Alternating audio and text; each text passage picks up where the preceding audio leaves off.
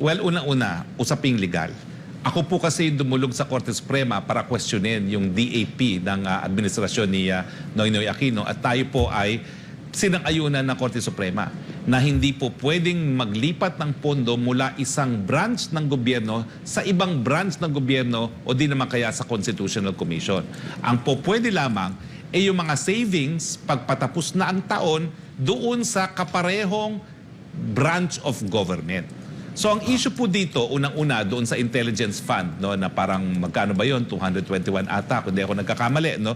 Ito po ay nanggaling sa confidential fund ng Office of the President. Yan ba po ay sakop ng desisyon ng Korte Suprema doon sa DAP na aking dinulog sa Korte Suprema? Ang sagot, yes. Dahil ang Presidente at ang Vice President po ay kabahagi ng Executive Branch of Government at yung paglipat po ng pondo ay galing na sa savings dahil ito po ay patapos na ng taon. Pangalawa, Teka muna. Teka muna, Harry Shoke. Siyempre, that is your interpretation, di ba? Oo. As far as we know, magkaiba, no? I think, they're both in executive, Hindi naman ano yun. Hindi naman under ng presidente. Itong tawag nito, itong vice president. Di ba? Hindi niya naman under yun ng kanyang scope of power, not unless i-appoint niya sa kanyang sariling cabinet. Siyempre, magkakaiba ng interpretation, di ba? Bawat abogado, mga kaibigan, magkakaiba po ng interpretation. Now, kung sinasabi niya na ito ay kasama doon sa hatol ng Supreme Court, it must have first, meron tayo dapat maisa-cite dyan. Diba? Meron tayong citation. Anong basis ng kanyang mga sinabi na yan? Kasi sa pagkakaalam natin, hindi nga pwedeng makialam ang Vice President sa power ng sa opisina ng Presidente. Ganun din ang Presidente, hindi niya pwedeng pangimasukan kung ano man yung sariling programa ng Vice Presidente. Di ba? Kasi hindi hindi naman sila in one office. Magkaiba sila ng office. So ngayon, ini-interpret niya, para sa akin, si Harry Roque naman ang abogado So ngayon, ini-interpret niya yung hatol ng Korte Suprema na parehas ehekutibo. Di ba? Oo. Kasi mga kaibigan, tingnan mo to itong mayors, mga kaibigan, they're also executives. The governors are also executives. Parang inilulusot kasi nitong si Harry Shoque, mga kaibigan, na walang problema yan kasi parehas naman silang ehekutibo. Parang it doesn't make sense. I am not a lawyer. Harry Roque is the lawyer here.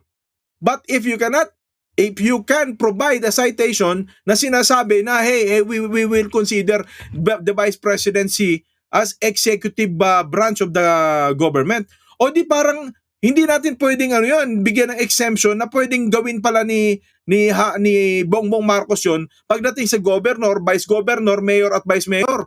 If that is your logic, di ba? Simple lang, mga kababayan. Unawain ninyo, ang gusto niyang sabihin dito na yung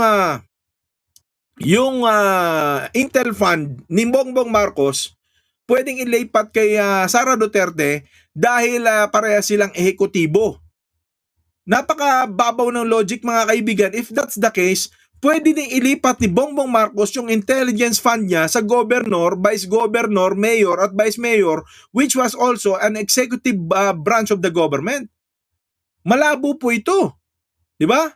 Kailangan specific in-identify ng Supreme Court, hindi lang po ng isang abogado na pabor po dito, siyempre, sa mga kabahagi ng unitives. And napakaganda ng kanyang pagsipsip tinira muna niya yung Aquino. Hindi pwede yung DAP na yan. Di ba? Remember, mga kaibigan, di ba?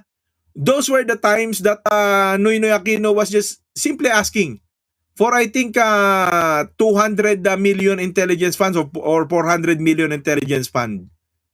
Pero anong ginawa? Ang daming kumontra. Kahanay nitong si Shoque. Now we are talking of 4.5 billion intelligence fund. Hindi kumukontra itong dating di ba dating to Hampas lupa kasi ito. Noon mga kaibigan, dati itong yung Commission on Human Rights, defender ito, human rights defender ito. Pero nung namantikaan ang bibig, tingnan nyo, lumabas ang pagiging lechon porky. What's happening with Harry Roque? This is truly the proof that everybody here in the Philippines can be bought. Oh my gosh. I am not a lawyer, Harry Roque, pero kayong mga abogado, kung kakatigan ninyo itong sinasabi ni Harry Roque na the president, the vice president are legitimate na pwedeng mag-transfer ng funds because they are both in the executive branch. So, hindi natin pwedeng ligyan ng exemption yung governor, vice governor, mayor, and vice mayor, gunggong. Ang gusto kong patungkulan kung bakit nabigyan mo yung vice president na yan, ang departamento niyan na binigay mo sa kanya is Department of Education. Why Intelligence Fund? Di ba? So kung sinasabi mo na mas malaki ang nagagawa ni Sara Duterte kumpara sa intelligence offices ng gobyerno ng ating AFP and PNP, di burahin na natin. Huwag na natin bigyan ng Intel Fund itong AFP and PNP. Bigay na lang natin kay Sara Duterte yan. Di ba? Ang labo malabo mga kaibigan. Executive branch, my friends, means under your supervision. And the AFP means, it is under the supervision of the executive branch itself, the president itself. Di ba? Yan mismo mga kaibigan ang executive, sakop mga kaibigan ng presidente, ang AFP, ang PNP, and look at them, they are suffering mga kaibigan with their budget sa intelligence fund. Now, itong mga ganitong klaseng mga abogado, kayong mga manggigiting na mga kawal, why are you, bakit nyo tinotolerate itong ganitong klaseng tao? Bakit nyo po tinotolerate itong mga ganitong klaseng tao sa gobyerno? Kayong mga nagdurusa, kayong mga nasa PNP, kayong mga nasa AFP, kayong mga nasa intelligence community. Di ba? Bakit kayo nagdudusa? Bakit hinahayaan nyo na sila itong mga nag-abogadong mga mga patay gutom? Ang mag-take the lead. On the PNP, AFP, on the intelligence community itself, there were lots of you that are serving with honor. Binubuhis nyo buhay nyo. Most of you there were also lawyers. Now, bakit hindi nyo tapatan ito? Ituloy muna natin, Pigs. Ano pangalan to? Pigs po. Legitimate ba ho yung numero ng mga Vice Presidential Security Group ni VP Sara? Lilinawin ko po hindi po si VP Sara nagpasimula ng VPSG. Sinimulan po yan ni dating Vice President Jojo Binay. At wala naman pong bagong mga personnel na hinirang gobyerno. Lahat po ng miyembro ng VPSG ay galing rin sa hanay ng kapulisan at ng hukbong sandatahan. Well, ang reklamo nila, nung panahon ni Leni, walang intelligence fund. Bakit?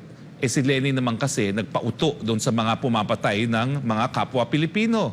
Di ba ho? Kaya nga sa kampanya, yung isa nga tumayo sa entablado ni BP Leni. Natural, hindi niya kailangan ng intelligence fund kasi kasabwat siya noon. Pinatayo pa niya sa kanyang entablado. Isipin nyo to mga kaibigan ganito kagagong abogado yung maghahari sa Pilipinas. Imagine mo yun, magbibintang ka. Yung word mga kaibigan na kasabwat.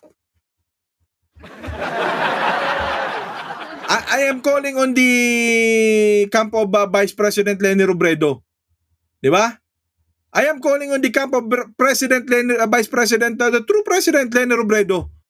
My word po na kasabwat. What does he mean by that? Yung isa doon, di ba? Very safe blinded yung mga tao. Very safe, blinded. Red tag Di ba? Magre-red tag siya. At the end of the day, itatang twist niya yan sa korte. He cannot even defend it. Why can't he tell that si Leni ba kadre? Ano ba posisyon niya sa NPA? What does he mean by kasabwat? Abogado ka, Syoke. Anong ibig mo sabihin kasabwat si Leni Robredo? Ano kasabwat? Di ba? Linawin mo. Kung may balls ka, sa bagay, wala kang balls, di ba? Dalawa, Oh. titignan nyo naman kung anong gawain ni VP Leni at ikumpira nyo sa gawain ni VP Sara. Unang-una, si VP Leni, siya po ay Vice President lamang. Bakit? Binigyan siya ni dating Presidente Rodrigo Roa Duterte na katungkulan bilang kalihim ng housing. Anong ginawa? Abay, winakwakan ng kanyang presidente sa international community. Natural, kapag ikay miyembro ng gabinete, ikaw ay alter ego, hindi mo dapat wawakwakan ng iyong principal. So, Oy! Mga kaibigan, ito kasi yon. Ang gusto kasi nitong si Duterte, kailangan suminghot si Leni sa puwitan ni Duterte. Mga kaibigan, anong winakwakan doon sa international community? Ibang issue po yun. Di ba? Nag-cite na naman siya, mga kaibigan, noong paninira, noong damaging statement, mga kaibigan, na wala naman pong context. Anong konteksto ng pagkawakwak? Kung ikaw, mga kaibigan, nakikinig, ano ba yung winakwak ni Leni? Ha? Di ba? Housing ba? Anong issue doon? Kailangan linawin mo muna. Kasi pwede mo sabihin na siniraan ako nitong taong to. Naniwala ka kaagad. Kaya, katulad yan, mga kaibigan, ha?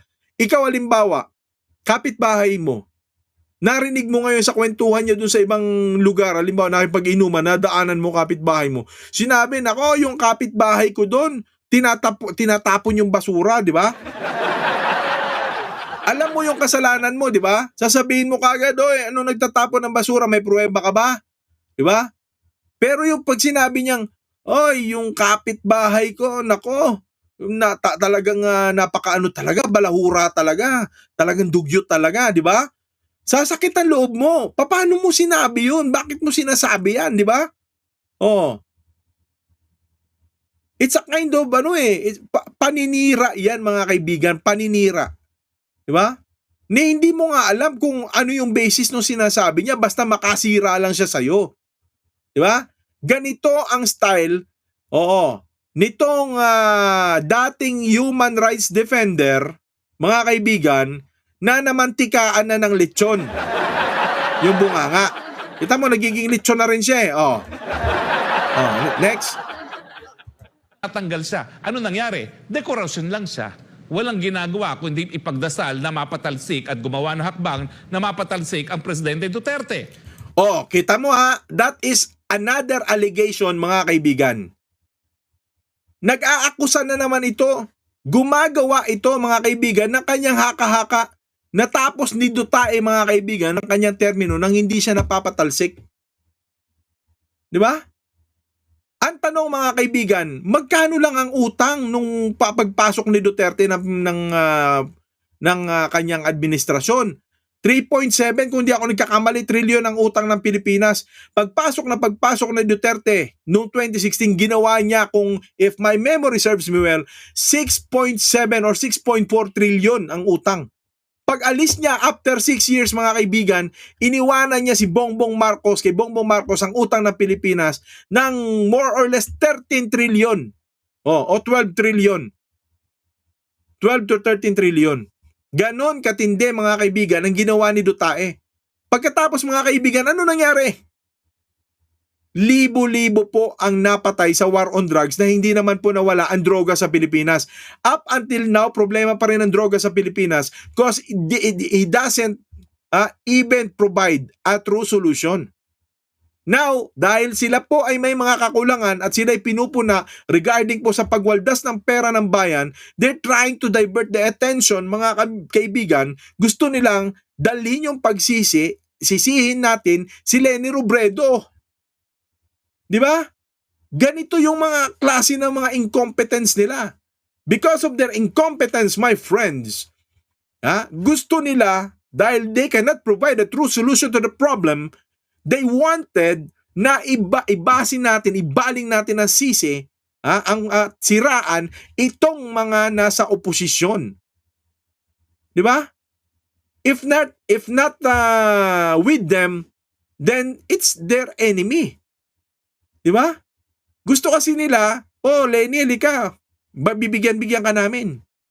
Eh hindi ganun si Lenny. Di ba?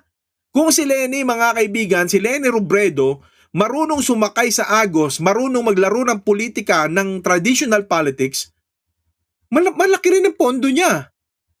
Kasi mawawalan ng kritiko ang gobyerno. Mawawalan ng opposition side. Mawawalan tayo ng true voice. Eh yung Ale, merong prinsipyo. Di bali nang wala akong pondo, at least alam ng tao. At the end of the day, it will bounce back to all of us. Sino pinaniwalaan natin? Yung mga sinungaling na to, itong tumaba na lalo. Di ba? Tumaba. Ano yan? Dating human rights defender, ngayon ano na siya?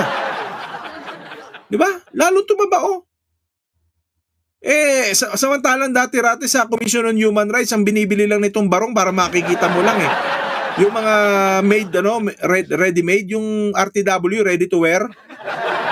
Balikan nyo po, way back 2014, 2010, itong itsura ni Harry Roque as human rights lawyer. Ang barong po nito ay ready to wear, RTW. Harry Roque, I cannot blame you. Ha? I cannot blame you kung bakit ka naging ganyan. Siguro nagutom ka for the past years of defending the the rights of ordinary citizen. Siguro talagang nagutom ito, mga kaibigan. Ha? Eh gusto niya yung ginagawa niya eh. And nalamo na siya ng sistema, mga kaibigan. Nalamo na siya ng sistema ng maling politika. We have been longing for people who will serve this country with purity, with genuinity. Ang tagal naming inihintay yung mga taong totoong maglilingkod ng walang self-vested interest. Di ba? Eh pero ito, nagpapakita, mga kaibigan, na kaya niyang ibenta ang sarili niya alang-alang sa ambisyon niya. O di ba po, ay hindi naman siya naging matagumpay dahil suportado si dating presidente. So, kaya palamuti lang siya. Kumpira nyo naman kay BP Sara, Secretary of Education, co-chair ng NTF-ELCAC. Tapos ngayon, siya pa'y namumuno ng isang international organization na si MEO, yung mga asosasyon ng lahat ng mga Secretaries of Education ng Southeast Asia. Natural, napakadaming affairs. Tignan niyo po yan. Ilan bang mga napuntahang events ng presidente, ni VP Sara nung isang taon, nung unang taon niya panunungkulan? Halos 500. Alam po ninyo, mga kaibigan, napakasinungaling ng taong ito.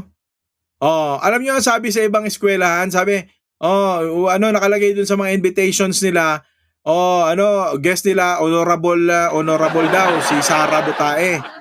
Diba, nakalagay doon sa mga leaflet. Yun pala, mga kaibigan, ipi-play lang doon sa may Zoom pala o sa video yung greetings. Ganun lang pala, mga kaibigan, yung gagawin nila. Ipi-play lang pala yung video. My friends, ikumpara ninyo. Tingnan nyo yung Facebook page ni Lenny Robredo. Napakarami mo doon makikita. Imbitado siya sa UP, sa Harvard. My friends, hindi siya education secretary. Speaker siya sa mga may mga speaking engagements siya. Saan? Sa mga international affairs. Di ba? Lagi siyang iniimbitahan sa iba't ibang bansa. Pupunta ng Europe, ng Canada, ng UK. Tingnan nyo, Hong Kong, Singapore. Bakit si Lenny Robredo na hindi naman na opisyal ng gobyerno? Bakit hindi si Sara Duterte yon? Mga kaibigan, kung one-sided lang ang tenga mo at si Harry Roque lang ang paniniwalaan mo, madali kang mauulog sa bitag. Kung hindi ka marunong mag-research, mga kaibigan, madali kang mamamatay. Kaya payo ko sa inyo, mga kaibigan, mag-research kayo. Di ba? Mag-research kayo. Kasi kung hindi kayo marunong mga kaibigan, wala, ipapasok kayo nitong si Harry Roque sa kanyang mulsa. Iko-convert niya kayo sa as pera eh. Siyempre, iboboto nyo, bilib na bilib kayo, di ba? At the end of the day, siya, tuloy-tuloy, makakabili siya ng mga tuxedo na ganyan. Search Harry Roque, 2010-2014 mga kaibigan. He is just wearing an RTW kind of barong. Ready to wear. Yung alam nyo yung sinusuot ng mga bodyguard, ha? Sa mga VIP na mga barong, mas magaganda pa yung barong nila noon kaysa sa barong ni Harry Roque. Kumpara nyo yan. Ngayon, tingnan nyo, he can wear tuxedo after Duterte. Nilamon siya ng sistema. Binenta niya yung pagkatao niya just for the sake of what? Yan, ambisyon. I'm sure kung ikukumpira nyo yan kay BP Lenny, wala pang kalahati. Bakit? Nandun lang siya sa opisina niya. Kumakain ng pansit. Namimigay ng konting ayuda. Kasi nga, tinanggihan niya yung pagiging kalihim ng Department of Housing. Sino may kasalanan na wala siya? Hoy, kasinungalingan ulit yon. Mga kaibigan, meron kang pagsisilbihan, pag nagsilbi ka sa gobyerno, taong bayan. Wala naman ako narinig na sinira niya si Duterte. Ina-assume lang ng mga sip-sip kay Duterte na sinisira ni Lenny si Duterte. Bakit ka mo? Syempre ayaw nila masapawan sila ni Lenny. Yung una nakikita ko doon, kaya ayaw ng mga nakapaligid kay Duterte mismo na mapunta si Lenny sa gabinete na yon. Kaya itong matandang Duterte, galit na galit yan. Siyempre nagsusungit kasi sinusulsulan. Ito si Lenny, sinisiraan ka. Ito si Lenny, di ba? Ginagano nila si Digong. Inuuto nila, matanda na si Duterte. Di ba? May bumulong din sa akin ng mga kaibigan ko sa Bolang Kristal. Sabing ganon, Brad, si Lenny, siniraan ng gusto yan kay Digong, kaya si Digong ganon katindi galit kay Lenny. Binabastos pati si Lenny. Diba? Kasi yun na nga, alam ni Duterte na akala niya, tinitira mo akong patalikod kaya ganon ngayon yung tira niya kay Lenny. Tapos ngayon may mga kinukumpirma pa based on sa mga pronouncement ni Lenny sa media. Si Lenny naman serving the people, not serving the president eh. Sino ba ang tunay na boss? Di ba Pilipino? Ngayon sinasabi ni Lenny yung exact program. Anong ginawa ni Duterte? Can you just imagine, in-appoint ka ngayon, bukas sasabihin fired ka na? Ginago ka, di ba? Meron bang ganon? Hindi pa lumalabas yung termination mo, tinetext ka na, don't come tomorrow? Grabe, di ba? Unethical mga kaibigan. Napakabastos ng mga tao na to. Naturingan ito si Harry Roque. I don't know. I will not be surprised if this guy will also suffer the fate that Larry Gadon has. Well, anyway, sabi nga nila, katwiran nila, at least makakain pa rin sila ng masasarap. Siyang ginawa masyadong trabaho kung hindi nag-aantay na matanggal ang Presidente Duterte dati. So, yan po ang justification kung bakit maraming personnel. Ulitin ko po wala naman pong bagong kinuhang personnel yan. Galing din po yan ng hanay ng kapulisan at ng hukbong sandatahan. So, nandyan po talaga sila. So, kung hindi sila naki-VP Sara, meron silang ibang paglalagyan, no? Bakit ganun karami? Mga kaibigan, bakit ganun karami? Ito mo 500 558. Mga personnel na yung sinasabi niya, nandyan sa AFP, may paglalagyan daw, gano'n. Bakit kay Sara ibinigay lahat yan? So may favoritism. Sino bang mas amo? Si Bongbong o si Sara? At dahil matagumpay naman po ang unit team na pababain talaga ang banta ng mga pumapatay sa kapwa Pilipino, mga terorista, mas mabuti na talagang gamitin natin yung ating mga personnel para i-secure naman ang buhay ng hindi lang ng ating pangalawang presidente, kundi ang ating Secretary of Education, co-chair ng NTF-ELCAC, at ng namumuna ng CIMEO. Okay. Ang asim ng mga nakalipas na palamuting Vice President and their supporters. Ayan. Ay, Una-una, nako mga kaibigan, nagpapapansin lang si Harry Roque mga kaibigan. Alam nyo ito kasi, I keep on repeating to you guys na good and bad publicity is still publicity. So whether we like it or not, may publicity siya. Okay sa kanya 'yan. Kasi nga gusto niya tahimik ang mga kakamping, gusto niya hindi buskahin natin 'tong mga kakamping na 'to para siyempre umugong ang pangalan niya. May dream eh. 'Di ba? Ayaw niya mamatay ang pangalan niya. May ambisyon pa rin itong magsenador, mga kaibigan. 'Di ba? Kita niyo yung style niya? Ang gusto nito, mga kaibigan, tumakbo sa susunod na eleksyon. And hindi niya yun magawa kung hihingiin niya yung suporta ng kapwa niya Unitives. He cannot do that. Imagine mo nahuli nga siya, nakulelat siya eh. Yung kapwa niya Unitives, iba yung mga malalakas ang doon, imahe. Diba? At saka wala siyang pera. Now therefore, saan siya kumukuha ng kanyang eco podium? Sa paano niya pinapalakas ng kanyang echo chamber, eco podium? Saan? By means of what? Tumatawid siya ng kritiko para umingay ang pangalan niya. At the end of the day, pag inatake siya ng kakamping, inatake siya ni Leni Robredo, then he will gain something. Diba? The support of the Unitives.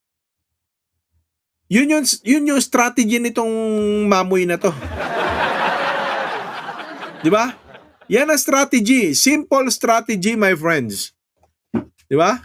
Yan ang strategiya nitong basang-basa na natin, mga kaibigan. Di po ba? Pag-aralan nyo mabuti, napakasimple lang. Gusto niya tayong pikunin. Kumbaga sa mga bata, pinitik niya yung tenga natin. Siyempre, pag pinitik mo yung tenga ng bata, gaganti yan, pipitik din yan. Hinipo niya yung ilong mo.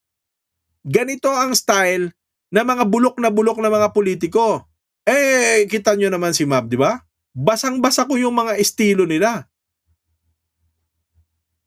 Ngayon, magre-react ang kakamping ko, talagang Arishoke, ganyan. Ngayon, aangat na naman, mga kaibigan, yung kanyang algoritmo. Di ba? Aangat yung algoritmo. Alam na alam nitong mga ugok na to na napakalakas pa rin ni Leni Robredo. Kaya sila, mga kaibigan, gusto nilang, di ba, asarin yung mga supporters ni Leni Robredo. Kasi yan ang nakakatakot eh. Yan ang mga natutulog na lakas. Na kapag gumising, pag lumabas si Leni Robredo, malakas yan. Di ba?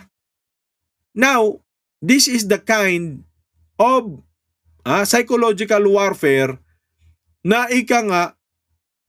i-trigger natin yung mga emotions ng mga to. So we would know. Kasi si Leni Robredo is just like a fireball.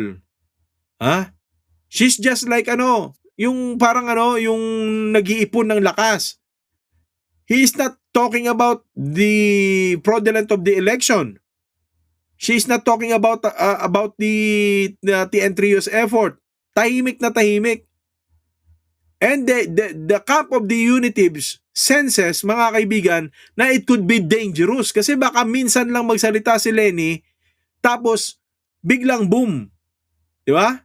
So ngayon pa lang kailangan build and destruct. I-build natin si Sara, destroy natin si Leni. Kasi at the end of the day, Sara Duterte has also the plan para maging presidente sa susunod. And of course, yung kanyang goal din na makasakay doon po sa kasikatan nitong si Leni Robredo. Trigger. Di ba? Gaslighting. Ngayon, gagaslight tayo, nakalibre siya. Kasi nga, mangyayari, that could be